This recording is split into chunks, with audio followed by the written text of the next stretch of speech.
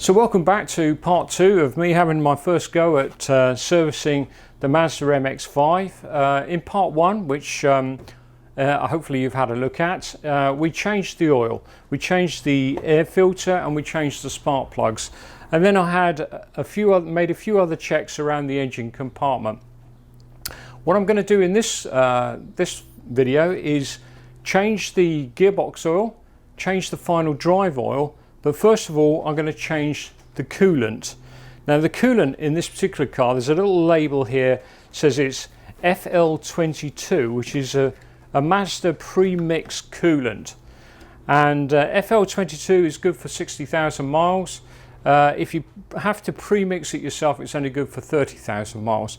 Now I have to admit I struggled to find FL22, but I did eventually, and I had to go on. I did a search on the internet and found an internet site that was specialised in Mazda spares, and so I've got a bottle of the FL22, and that's what we're going to do first. So let's crack on. So the first thing to do is take the top off the reservoir, leave the engine for a while so that there's no pressure behind this cap, and be very careful as you open it up. But this car's been standing for a while. So I'm using a bowl to collect the fluid. So sliding underneath the near side of the car, you will see this hole, and you can probably just see the drain plug in there. That's what we're going to undo. Here it comes.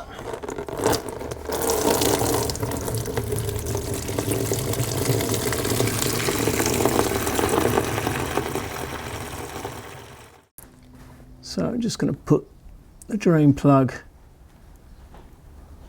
back in.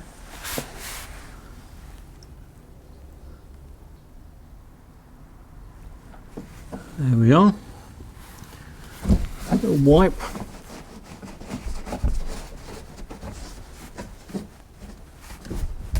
There. Nice. There we are. Now we fill up again. I use a funnel.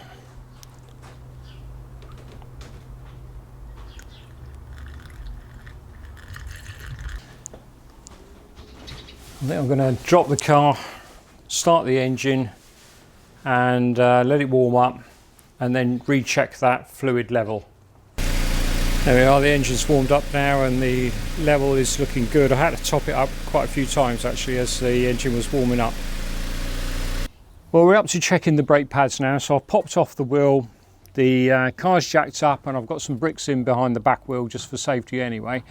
With the brake pads, actually, they actually have a wear mark on them, and if you look on this pad, you'll see this slot just here.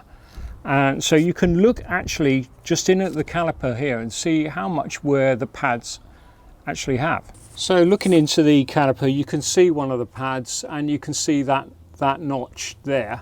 Now just compare that to a brand new one, and you can see that my pads are about half worn. Go around the other side and look in the other side of the caliper, and you can see the marker for the second pad.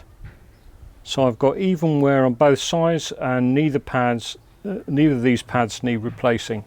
So this is the rear wheel caliper, and there's the pad there, and unfortunately this one does not have the notch, but looking at the pad, I've got at least 5mm of pad left on that, which is perfectly fine. I can have a look around the other side just to check the second pad on this caliper, and that looks fine as well. Well, that's handy. Those brake pads don't need doing just at the moment, so that's probably going to be the subject of another video, who knows. Next step, I think, is the gearbox oil and the final drive oil. Right, we're on the final bit of the servicing now, and that's the changing the final drive oil and the gearbox oil.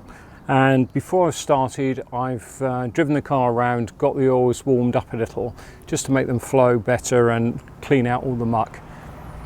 Let's get under the car. This is the final drive. We've got the filler plug, which is just there, and below it, just here, that's the drain plug. Essentially it takes about 0.6, 0.8 of a litre of oil, and you fill it up until it just overflows the filler. So let's whip the plugs out. And there it is. So while that's draining off, it's worth pointing out that this is the drain plug, and it's actually magnetic, so it collects the sludge at the bottom as well, which is quite useful. So got to clean this bolt off. Right, going to pop the drain plug back in.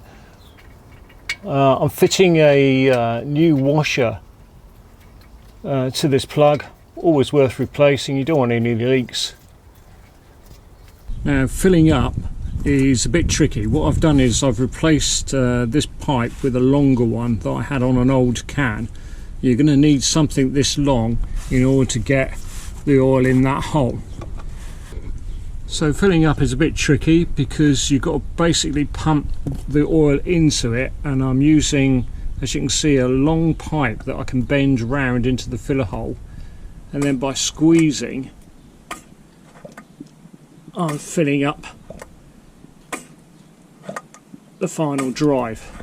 It's just starting to drip out of the filler there, and that's the correct level. Now I just got to put the plug back in. Right, so this is the gearbox. Just here is the filler for the gearbox, just on the side, a little square looking bolt, and then coming back just a little bit, we've got the drain plug just here. So we're going to do the same trick, undo both, drain off and fill up just to the level of the filler. Need to do it with the other hand.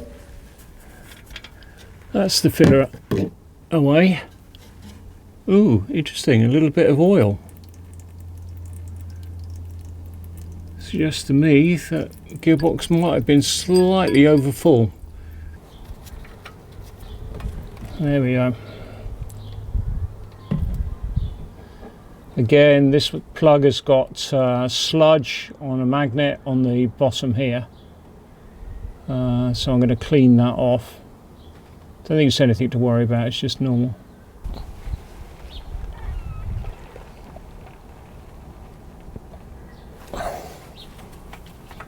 That's it, tight. So we've got to fill up now.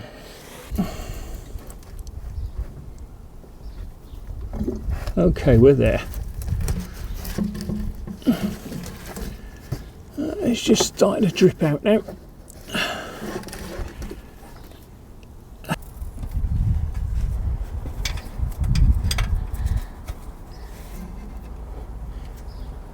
Just gently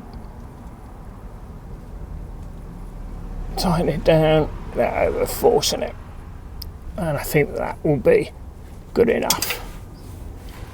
Well, there we are. That's the servicing of the Mazda MX5 part 2.